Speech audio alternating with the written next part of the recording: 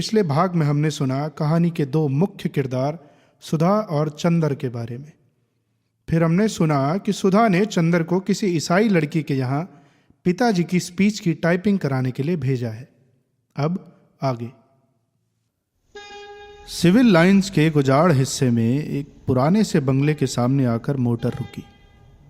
बंगले का नाम था रोज लॉन, लेकिन सामने के कंपाउंड में जंगली घास उग रही थी और गुलाब के फूलों के बजाय अहाते में मुर्गी के पंख बिखरे पड़े थे।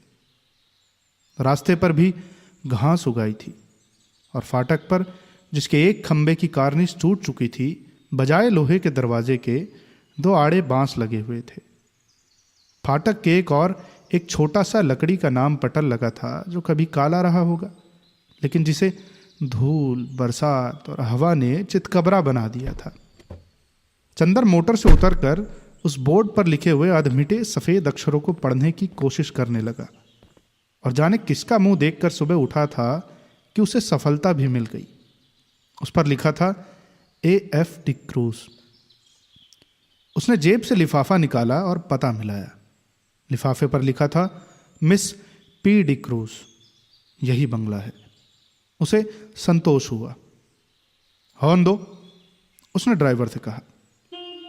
ड्राइवर ने हॉर्न दिया, लेकिन किसी का बाहर आना तो दूर, एक मुर्गा जो अहाते में कुड़कुड़ा रहा था, उसने मुड़कर बड़े संदेह और त्रारा से चंदर की ओर देखा और उसके बाद पंख फड़फड़ाते हुए, चीखते हुए जान छोड़कर भागा। बड़ा मनहूस बंगला है। यहां आदमी रहते हैं या प्रेत? कपूर ने ऊब कर कहा और ड्राइवर से बोला, जाओ तुम, हम अंदर जाकर देखते हैं। अच्छा हुजूर, सुधा बीबी से क्या कह देंगे? कह देना पहुंचा दिया। कार मुड़ी और कपूर बांस बांधकर अंदर घुसा। आगे का पोर्टिको खाली पड़ा था और नीचे की जमीन ऐसी थी कि जैसे कई साल से उस बंगले में कोई सवारी गाड़ी ना आई हो। वह बरामदे में गया। दरवाजे बंद थे और उन पर धूल जमी थी। एक जगह चौखट और दरवाजे के बीच में मकड़ी ने जाला बुन रखा था। यह बंगला खाली है क्या? कपूर ने सोचा। सुबह 8:30 बजे ही वहां ऐसा सन्नाटा छाया था कि दिल घबरा जाए। आसपास चारों ओर आधी फरलांग तक कोई बंगला नहीं था। उसने सोचा, बंगले के पीछे की ओर शायद नौकरों की झोपड़ियां हो। वह दाएं बाजू से मुड़ा और खुशबू का एक तेज झोंका उसे चूमता हुआ निकल गया। ताज्जुब है, ये सन्नाटा, ये मनहूसी और इतनी खुशबू। कपूर ने कहा और आगे बढ़ा तो देखा कि बंगले के पिछवाड़े गुलाब का एक बहुत खूबसूरत बाग है। कच्ची रवीशें और बड़े बड़े गुलाब, हर रंग के। वह सचमुच रोज लॉन था। वह बाग में पहुंचा। उधर से भी बंगले के दरवाजे बंद थे। उसने खटखटाया, लेकिन कोई जवाब नहीं मिला। वह फिर बाग में घुसा कि शायद कोई माली काम कर रहा हो। बीच बीच में ऊंचे ऊंचे जंगली चमेली के झाड़ थे और कहीं कहीं लोहे की छड़ों के कटघरे। बेगम बेलिया भी फूल रही थी, लेकिन चारों ओर एक अजब सा सन्नाटा था और हर फूल पर किसी खामोशी के फरिश्ते की छाह थी। फूलों में रंग था, हवा में ताजगी थी, पेड़ों में हरियाली थी, झोंकों में खुशबू थी। लेकिन फिर भी सारा बाग एक ऐसे सितारों का गुलदस्ता लग रहा था जिनकी चमक, जिनकी रोशनी और जिनकी ऊंचाई लुट चुकी हो। लगता था जैसे बाग का मालिक मौसमी रंगीनी भूल चुका हो, क्योंकि नेस्टर्शियम या स्वीट पी या फ्लाक्स कोई भी मौसमी फूल न था। सिर्फ गुलाब थे, जंगली चमेली थी और बेगम बेलिया थी जो सालों पहले बोए गए थे। उसके बाद उन्हीं की काट छाट पर बाग चल रहा था। बागबानी में कोई नवीनता और मौसम का उल्लास न था। चंदर फूलों का बेहद शौकीन था। सुबह घूमने के लिए भी उसने दरिया किनारे के बजाय अल्फ्रेड पार्क चुना था, क्योंकि पानी की लहरों के बजाय उसे फूलों के बाग के रंग और सौरभ की लहरों से बेहद प्यार था। और उसे दूसरा शौक यह था कि फूलों के पौधों के पास से गुजरते हुए हर फूल को समझने की कोशिश करना। अपनी नाजुक टहनियों पर हंसते मुस्कुराते हुए ये फूल जैसे अपने रंगों की बोली में आदमी से जिंदगी का जाने कौन सा राज कहना चाहते हैं। और ऐसा लगता है कि जैसे हर फूल के पास अपना व्यक्तिगत संदेश है, जिसे वह अपने दिल की पंखुड़ियों में आहिस्ते से सहेज कर रखे हुए है कि कोई सुनने वाला मिले और वह अपनी दास्ता कह जाए। पौधे की ऊपरी फुनगी पर मुस्कुराता हुआ आसमान की तरफ मुंह किए हुए यह गुलाब, जो रात भर सितारों की मुस्कुराहट चुपचाप पीता रहा है, यह अपनी मोतियों पंखुड़ियों के होठों से जाने क्यों खिलखिलाता ही जा रहा था। जाने इसे कौन सा रहस्य मिल गया है। और वह एक नीचे वाली टहनी में आधा झुका हुआ गुलाब, झुकी हुई पलकों सी पंखुड़ियां और दोहरे मखमली तार से उसकी डंडी। ये गुलाब जाने क्यों उदास है। और यह दुबली पतली लंबी सी नाजुक कली जो बहुत सावधानी से हरा आंचल लपेटे है और प्रथम ज्ञात यौवना की तरह लाज में जो सिमटी तो सिमटी ही चली जा रही है, लेकिन जिसके यौवन की गुलाबी लपटें 7 हरे पर्दों में से झलकी ही पड़ती हैं, झलकी ही पड़ती हैं। और फारस के शहजादे जैसा शान से खिला हुआ पीला गुलाब, उस पीले गुलाब के पास आकर चंदर रुक गया और झुककर देखने लगा। कार्तिक पूनों की चांद से झरने वाले अमृत को पीने के लिए व्याकुल किसी सुकुमार भावुक परी की फली हुई अंजलि के बराबर बड़ा सा वह फूल जैसे रोशनी बिखेर रहा था। बेगम बेलिया के कुंजों से छन कर आने वाली तोता पंखी धूप ने जैसे उस पर धान पान की तरह खुशनुमा हरियाली बिखेर दी थी। चंदर ने सोचा उसे तोड़ ले, लेकिन हिम्मत न पड़ी। वह झुका कि उसे सूंघ ही ले। सूंघने के इरादे से उसने हाथ बढ़ाया ही था कि किसी ने पीछे से गरज कर कहा, Here you are! I have caught red-handed today. ये तुम हो, आज तुम्हें मौके पर पकड़ पाया हूं। और उसके बाद किसी ने चंदर को अपने दोनों हाथों में जकड़ लिया और उसकी गर्दन पर सवार हो गया। वह उछल पड़ा और अपने को छुड़ाने की कोशिश करने लगा। पहले तो वह कुछ समझ नहीं पाया। अजब रहस्यमय है ये बंगला। एक अव्यक्त भय और एक सिहरन में उसके हाथ पांव ढीले हो गए, लेकिन उसने हिम्मत करके अपना एक हाथ छुड़ा लिया और पीछे मुड़कर देखा तो एक बहुत कमजोर बीमार सा पीली आंखों वाला गोरा उसे पकड़े हुए था। चंदर के दूसरे हाथ को फिर पकड़ने की कोशिश करता हुआ वह हांफता हुआ बोला, रोज रोज यहां से फूल गायब होते थे। मैं कहता था कौन तोड़ जाता है।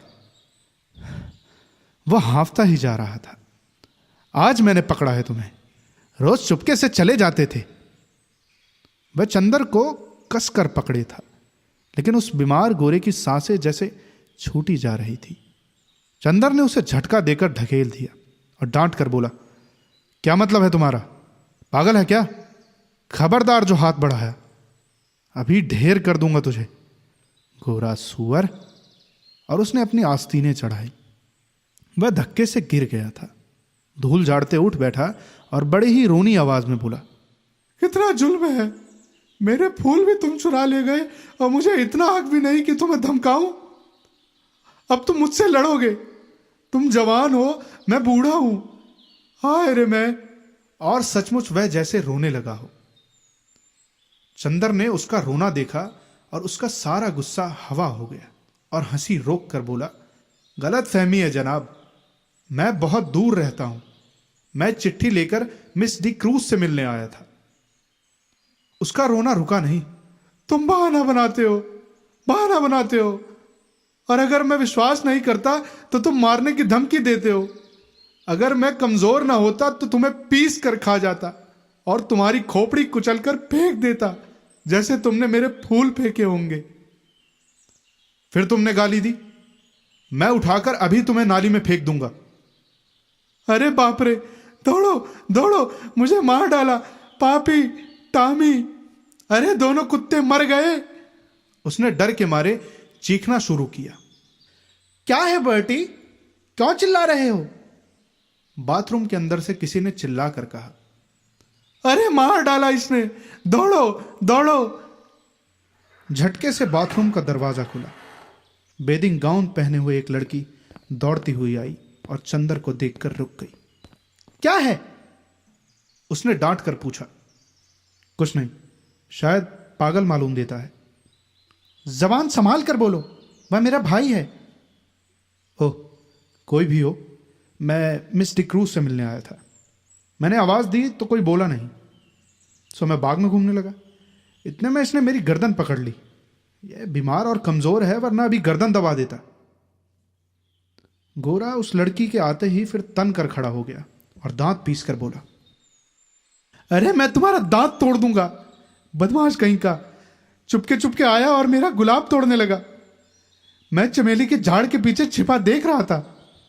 अभी मैं पुलिस बुलाती हूं, तुम देखते रहो बर्टी से, मैं फोन करती हूं। लड़की ने डांटते हुए कहा। अरे भाई, मैं मिस डिक्रूज से मिलने आया हूं। मैं तुम्हें नहीं जानती, झूठा कहीं का। मैं ही मिस डिक्रूज हूं। अच्छा तो देखिए खत। लड़की ने खत खोला और पढ़ा और एकदम से उसने अपनी आवाज बदल दी। छी बर्टी, तुम किसी दिन पागल खाने जाओगे। तुम तो मुझे बदनाम करा डालोगे। आपको डॉक्टर शुक्ला ने भेजा है। उसकी शक्ल और भी रोनी हो गई।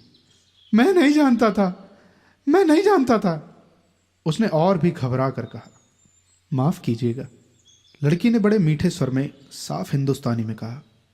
मेरे भाई का दिमाग जरा ठीक नहीं रहता जब से इनकी पत्नी की मौत हो गई। इसका मतलब यह नहीं कि किसी भले आदमी की इज्जत उतार ले। देखिए, बुरा मत मानिए, मैं इनकी ओर से माफी मांगती हूं। आइए अंदर चलिए। उसने चंदर का हाथ पकड़ लिया। उसका हाथ बेहद ठंडा था। वह अभी बस नहा कर आ रही थी। उसके हाथ के उस तुषार स्पर्श से चंदर सिहर उठा और उसने हाथ झटक कर कहा, अफसोस, आपका हाथ तो बर्फ है। लड़की चौंक गई। वह सद्य सनाता सहसा सचेत हो गई और बोली, अरे शैतान तुम्हें ले जाए बर्टी, तुम्हारे पीछे मैं बेदिंग गाउन में भाग आई। और बेदिंग गाउन के दोनों कॉलर पकड़कर उसने अपनी खुली गर्दन ढकने का प्रयास किया और फिर अपनी पोशाक पर लज्जित होकर भागी। अभी तक गुस्से के मारे चंदर ने उस पर ध्यान ही नहीं दिया था, लेकिन उसने देखा कि वह 23 बरस की दुबली पतली तरुणी है। लहराता हुआ बदन, गले तक कटे हुए बाल, एंग्लो इंडियन होने के बावजूद गोरी नहीं है। चाय की तरह वह हल्की पतली भूरी और तुर्स थी। भागते वक्त ऐसी लग रही थी जैसे छलकती हुई चाय। इतने में वह गोरा उठा और चंदर का कंधा छूकर बोला, माफ करना भाई, उससे मेरी शिकायत मत करना। असल में ये गुलाब मेरी मृत पत्नी की यादगार है। जब इनका पहला पेड़ आया था तब मैं इतना ही जवान था जितने तुम, और मेरी पत्नी उतनी ही अच्छी थी जितनी पम्मी। कौन पम्मी? यह मेरी बहन प्रमीला डिक्रूज। ओह, कब मरी आपकी पत्नी? माफ कीजिएगा, मुझे भी मालूम नहीं था। हाँ, मैं बड़ा अभागा हूं, मेरा दिमाग कुछ खराब है, देखिए। कहकर उसने झुककर अपनी खोपड़ी चंदर के सामने कर दी और बहुत गिड़गिड़ा कर बोला, पता नहीं कौन मेरे फूल चुरा ले जाता है। अपनी पत्नी की मृत्यु के बाद 5 साल से मैं उन फूलों को संभाल रहा हूं। हाय रे मैं। जाइए, पम्मी बुला रही है। पीछे के सहन का बीच का दरवाजा खुल गया था और पम्मी कपड़े पहनकर बाहर झांक रही थी। चंदर आगे बढ़ा और गोरा मुड़कर अपने गुलाब और चमेली की झाड़ी में खो गया। चंदर गया और कमरे में पड़े हुए एक सोफे पर बैठ गया। पम्मी नहा चुकी थी और एक हल्की फ्रांसीसी खुशबू से महक रही थी। शैम्पू से धुले हुए रूखे बाल जो मचले पड़ रहे थे, खुशनुमा आसमानी रंग का एक पतला चिपका हुआ झीना ब्लाउज और ब्लाउज पर एक फ्लैनेल का फुल पैंट जिसके 2 गेलिस कमर, छाती और कंधे पर चिपके हुए थे। होठों पर एक हल्की लिपस्टिक की झलक मात्र थी और गले तक बहुत हल्का पाउडर जो बहुत नजदीक से ही मालूम होता था। लंबे नाखूनों पर हल्की गुलाबी पेंट। वह आई, निसंकोच भाव से उसी सोफे पर कपूर के बगल में बैठ गई और बड़ी मुलायम आवाज में बोली, मुझे बड़ा दुख है मिस्टर कपूर, आपको बहुत तवालत उठानी पड़ी। चोट तो नहीं आई? नहीं नहीं, कोई बात नहीं। कोई भी लड़की निसंकोच भाव से इतनी अपनायत से सहानुभूति दिखाए और माफी मांगे तो उसके सामने कौन पानी पानी नहीं हो जाएगा, और फिर वह भी तब जब उसके होठों पर न केवल बोली अच्छी लगती हो वरन लिपस्टिक भी इतनी प्यारी हो। लेकिन चंदर की एक आदत थी, चाहे कुछ न हो, कम से कम वह यह अच्छी तरह जानता था कि नारी जाति से व्यवहार करते समय कहां पर कितनी ढील देनी चाहिए, कितना कसना चाहिए, कब सहानुभूति से उन्हें झुकाया जा सकता है, कब अकड़कर। इस वक्त जानता था कि इस लड़की से वह जितनी सहानुभूति चाहे ले सकता है, अपने अपमान के हरजाने के तौर पर। इसलिए कपूर साहब बोले, लेकिन मिस डिक्रूज, आपके भाई बीमार होने के बावजूद बहुत मजबूत हैं। उफ, गर्दन पर जैसे अभी तक जलन हो रही है। ओह, सचमुच मैं बहुत शर्मिंदा हूं। देखूं? और कॉलर हटाकर उसने गर्दन पर अपनी बर्फीली उंगलियां रख दी। लाइए लोशन मल दूं मैं। धन्यवाद धन्यवाद, इतना कष्ट न कीजिए, आपकी उंगलियां गंदी हो जाएंगी। कपूर ने बड़ी शालीनता से कहा। मम्मी के होठों पर एक हल्की सी मुस्कुराहट, आंखों में हल्की सी लाज और वक्ष में एक हल्का सा कंपन दौड़ गया। यह वाक्य कपूर ने चाहे शरारत में ही कहा हो, लेकिन कहा इतने शांत और संयत स्वरों में कि मम्मी कुछ प्रतिवाद भी न कर सकी। और फिर 6 बरस से 60 बरस तक की कौन ऐसी स्त्री है जो अपने रूप की प्रशंसा पर बेहोश न हो जाए। अच्छा लाइए, वह स्पीच कहाँ है जो मुझे टाइप करनी है? उसने विषय बदलते हुए कहा। यह लीजिए। कपूर ने दे दी। यह तो मुश्किल से 3-4 घंटे का काम है। और पम्मी स्पीच को उलट पुलट कर देखने लगी। माफ कीजिएगा अगर मैं कुछ व्यक्तिगत सवाल पूछूं। क्या आप टाइपिस्ट हैं? कपूर ने बहुत शिष्टता से पूछा। जी नहीं। पम्मी ने उन्हीं कागजों पर नजर गड़ाते हुए कहा। मैंने कभी टाइपिंग और शॉर्ट हैंड सीखी थी, और तब मैं सीनियर कैम्ब्रिज पास करके यूनिवर्सिटी गई थी। यूनिवर्सिटी मुझे छोड़नी पड़ी क्योंकि मैंने अपनी शादी कर ली। अच्छा, आपके पति कहाँ हैं? रावलपिंडी में, आर्मी में। लेकिन फिर आप डिक्रूज क्यों लिखती हैं? और फिर मिस? क्योंकि हम लोग अलग हो गए हैं। और स्पीच के कागज को वह फिर तय करते हुए बोली, मिस्टर कपूर, आप अविवाहित हैं? जी हाँ। और विवाह करने का इरादा तो नहीं रखते? नहीं। बहुत अच्छे, तब तो हम लोगों में निभ जाएगी। मैं शादी से बहुत नफरत करती हूँ। शादी अपने को दिए जाने वाला सबसे बड़ा धोखा है। देखिए, ये मेरे भाई है ना, कैसे पीले और बीमार से हैं। ये पहले बड़े तंदुरुस्त और टेनिस में प्रांत के अच्छे खिलाड़ियों में से थे। एक बिशप की दुबली पतली भावुक लड़की से इन्होंने शादी कर ली और उसे बेहद प्यार करते थे। सुबह शाम दोपहर रात कभी उसे अलग नहीं होने देते थे। हनीमून के लिए उसे लेकर सिलोन गए थे। वह लड़की बहुत कला प्रिय थी, बहुत अच्छा नाचती थी, बहुत अच्छा गाती थी और खुद गीत भी लिखती थी। ये गुलाब का बाग उसी ने बनवाया था और इन्हीं के बीच में दोनों बैठकर घंटों गुजार देते थे। कुछ दिनों बाद दोनों में झगड़ा हुआ। क्लब में बॉल डांस था और उस दिन वह लड़की बहुत अच्छी लग रही थी, बहुत अच्छी। डांस के वक्त इनका ध्यान डांस की तरफ कम था, अपनी पत्नी की तरफ ज्यादा। इन्होंने आवेश में उसकी उंगलियां जोर से दबा दी। वह चीख पड़ी और सभी लोग इन लोगों की ओर देखकर हंस पड़े। वह घर आई और बहुत बिगड़ी। बोली, आप नाच रहे थे या टेनिस का मैच खेल रहे थे? मेरा हाथ था या टेनिस का रैकेट? इस बात पर बर्टी भी बिगड़ गया और उस दिन से जो इन लोगों में खटकी तो फिर कभी न बनी। धीरे धीरे वह लड़की एक सार्जेंट को प्यार करने लगी। बर्टी को इतना सदमा हुआ कि वह बीमार पड़ गया, लेकिन बर्टी ने तलाक नहीं दिया, उस लड़की से कुछ कहा भी नहीं और उस लड़की ने सार्जेंट से प्यार जारी रखा, लेकिन बीमारी में बर्टी की बहुत सेवा की। बर्टी अच्छा हो गया। उसके बाद उसको एक बच्ची हुई और उसी में वह मर गई। हालांकि हम लोग सब जानते हैं कि वह बच्ची उस सार्जेंट की थी, लेकिन बर्टी को यकीन नहीं होता कि वह सार्जेंट को प्यार करती थी। वह कहता है, यह दूसरे को प्यार करती होती तो मेरी इतनी सेवा कैसे कर सकती थी भला। उस बच्ची का नाम बर्टी ने रोज रखा और उसे लेकर दिन भर उन्हीं गुलाब के पेड़ों के बीच में बैठा करता था, जैसे अपनी पत्नी को लेकर बैठता था। 2 साल बाद बच्ची को सांप ने काट लिया, वह मर गई और तब से बर्टी का दिमाग ठीक नहीं रहता। खैर, जाने दीजिए, आइए अपना काम शुरू करें। चलिए अंदर के स्टडी रूम में चले।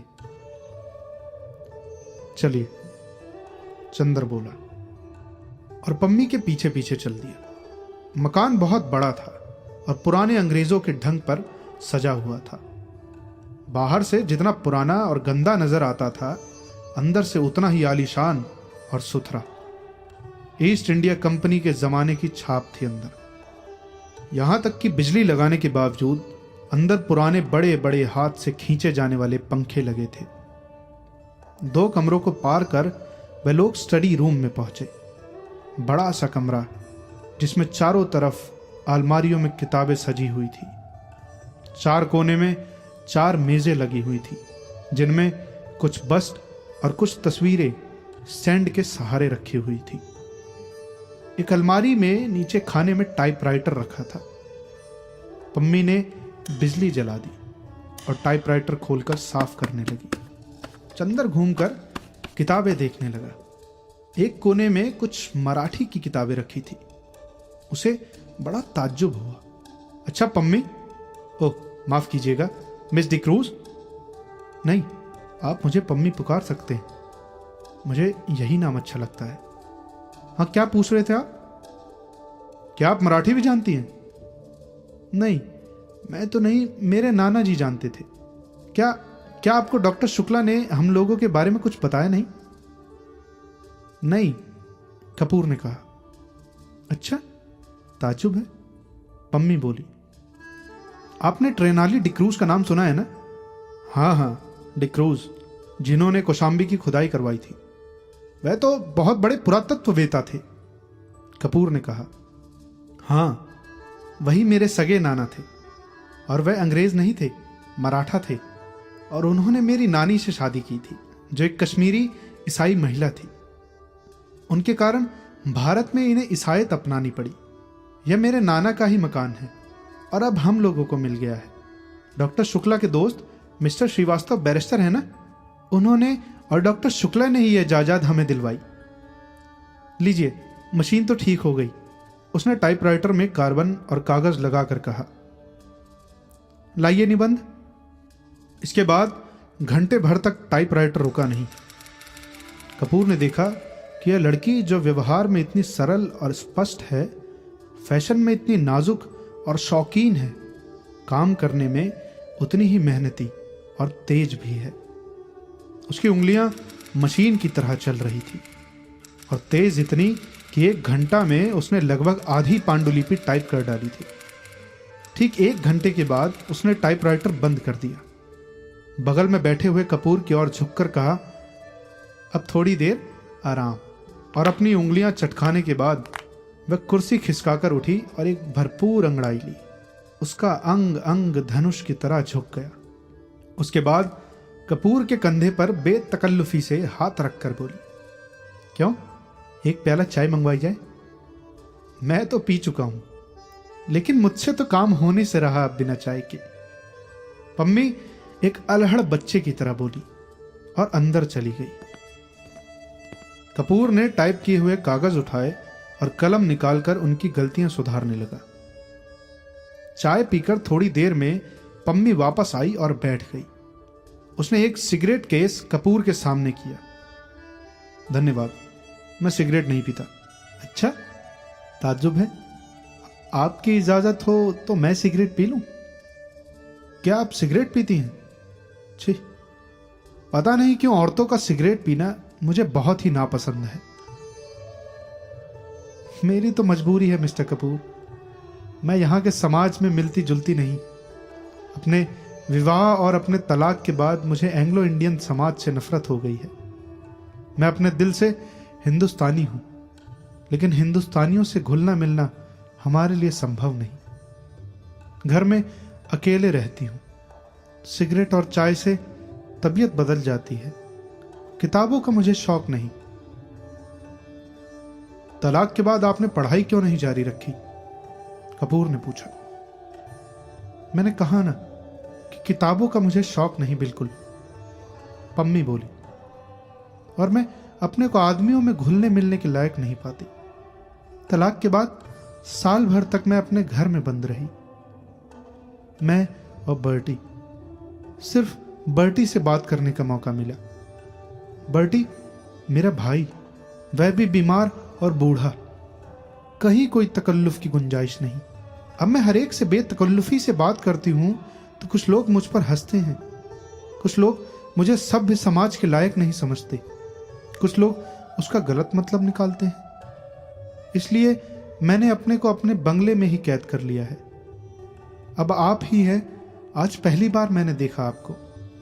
मैं समझी ही नहीं कि आपसे कितना दुराव रखना चाहिए। अगर आप भले मानस न हो तो आप इसका गलत मतलब निकाल सकते हैं।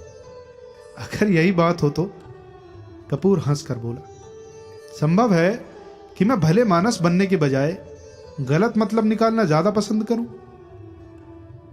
तो संभव है मैं मजबूर होकर आपसे भी न मिलूं। पम्मी गंभीरता से बोली। नहीं मिस डिक्रूज, नहीं, आप पम्मी कहिए, डिक्रूज नहीं। पम्मी सही, आप गलत न समझे, मैं मजाक कर रहा था, कपूर बोला। उसने इतनी देर में समझ लिया था कि यह साधारण ईसाई छोकरी नहीं है। इतने में बर्टी लड़खड़ाता हुआ हाथ में धूल सना खुरपा लिए आया और चुपचाप खड़ा हो गया और अपनी धुंधली पीली आंखों से एकटक कपूर को देखने लगा। कपूर ने एक कुर्सी खिसका दी और कहा, आइए। पम्मी उठी और बर्टी के कंधे पर एक हाथ रखकर उसे सहारा देकर कुर्सी पर बिठा दिया। बर्टी बैठ गया और आंखें बंद कर ली। उसका बीमार, कमजोर व्यक्तित्व जाने कैसा लगता था कि पम्मी और कपूर दोनों चुप हो गए। थोड़ी देर बाद बर्टी ने आंख खोली और बहुत करुण स्वर में बोला, पम्मी, तुम नाराज हो? मैंने जानबूझकर तुम्हारे मित्र का अपमान नहीं किया था। अरे नहीं, पम्मी ने उठकर बर्टी का माथा सहलाते हुए कहा, मैं तो भूल गई और कपूर भी भूल गए। अच्छा, धन्यवाद। पम्मी, अपना हाथ इधर लाओ। और वह पम्मी के हाथ पर सिर रखकर पड़ा रहा और बोला, मैं कितना अभागा हूं, कितना अभागा। अच्छा पम्मी, कल रात को तुमने सुना था? वह आई थी और पूछ रही थी, बर्टी तुम्हारी तबीयत अब ठीक है? मैंने झट अपनी आंखें ढक ली कि कहीं आंख का पीलापन न देख ले। मैंने कहा, तबीयत अब ठीक है, मैं अच्छा हूं। तो उठी और जाने लगी। मैंने पूछा, कहां चली? तो बोली, सार्जेंट के साथ जरा क्लब जा रही हूं। फिर तुमने सुना था पम्मी? कपूर स्तब्ध सा उन दोनों की ओर देख रहा था। पम्मी ने कपूर को आंख का इशारा करते हुए कहा, हाँ, हमसे मिली थी वह, लेकिन बर्टी वह सर्जेंट के साथ नहीं गई थी। हाँ, तब? बर्टी की आंखें चमक उठी और उसने उल्लास भरे स्वर में पूछा। वह बोली, बर्टी के ये गुलाब सर्जेंट से ज्यादा प्यारे हैं। पम्मी बोली। अच्छा। मुस्कुराहट से बर्टी का चेहरा खिल उठा। उसकी पीली पीली आंखें और धस गईं और दांत बाहर झलकने लगे। क्या कहा उसने? फिर तो कहो। उसने कहा, ये गुलाब सर्जेंट से ज्यादा प्यारे हैं, फिर इन्हीं गुलाबों पर नाचती रही और सुबह होते ही इन्हीं फूलों में छिप गई। तुम्हें तो किसी फूल में नहीं मिली?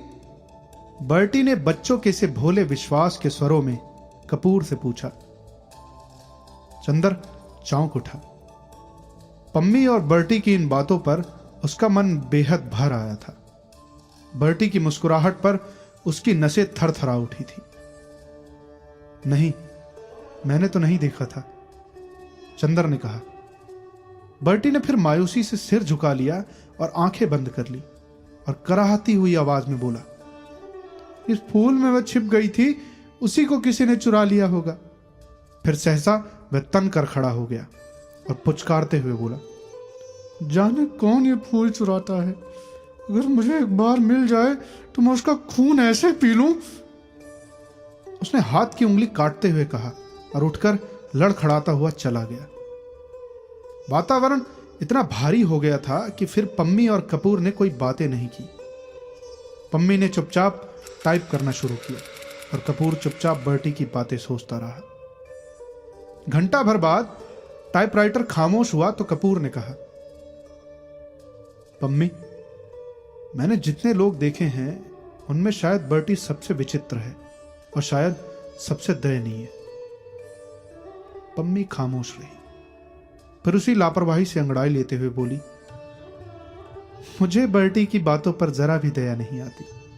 मैं उसको दिलासा देती हूं क्योंकि वह मेरा भाई है और बच्चे की तरह ना समझ और लाचार है। कपूर चौंक गया। वह पम्मी की ओर आश्चर्य से चुपचाप देखता रहा, पर कुछ बोला नहीं। क्यों? तुम्हें ताज्जुब क्यों होता है? पम्मी ने कुछ मुस्कुरा कर कहा, लेकिन मैं सच कहती हूं, वह बहुत गंभीर हो गई। मुझे जरा तरस नहीं आता इस पागलपन पर। क्षण भर चुप रही, फिर जैसे बहुत ही तेजी से बोली, तुम जानते हो उसके फूल कौन चुराता है? मैं उसके फूल तोड़कर फेंक देती हूं। मुझे शादी से नफरत है। शादी के बाद होने वाली आपसी धोखेबाजी से नफरत है और उस धोखेबाजी के बाद इस झूठ मूठ की यादगार और बेईमानी के पागलपन से नफरत है। और ये गुलाब के फूल, ये क्यों मूल्यवान है? इसलिए ना कि इसके साथ बर्टी की जिंदगी की इतनी बड़ी ट्रेजेडी गुंधी हुई है। अगर एक फूल के खूबसूरत होने के लिए आदमी की जिंदगी में इतनी बड़ी ट्रेजेडी आना जरूरी है, तो लानत है उस फूल की खूबसूरती पर।